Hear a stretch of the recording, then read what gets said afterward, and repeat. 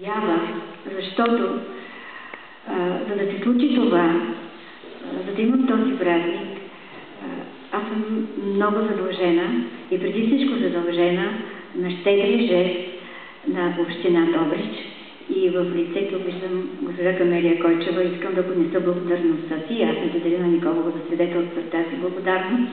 Всички вие тук пишещи знаете, че няма ли финансово рамо помощ ръка подадена. В Сурте книгата има да отлежава и да хваща паечета като в канал Метро, за които става дума. В този смисъл много благодаря. Също благодарност дължа и на помощта, макар и по-символична, на Lions клуб и останалите средства са лични. Така,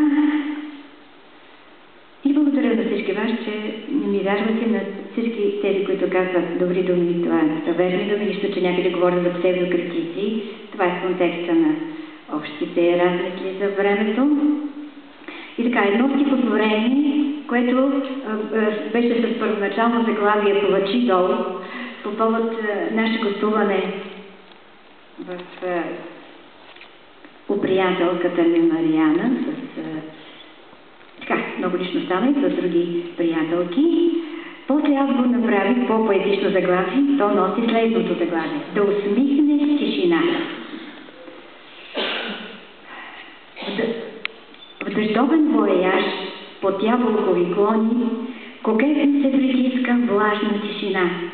Небето е подпряно с ефирни ешелони от вятър, плел зелено в пъстрата дъга. Усмихнатите стъпки катерят старината, ни куча не пролайва, ни зов от дълнина.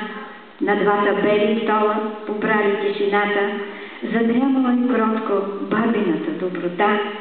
Следа от сръчни пръсти във бащината стая, по черката шевици пъстри и мирис на върба.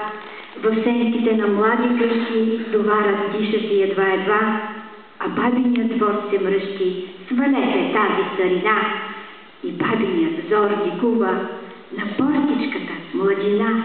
В къси панталонки тя нахлува: "Прощавай, селска тишина!"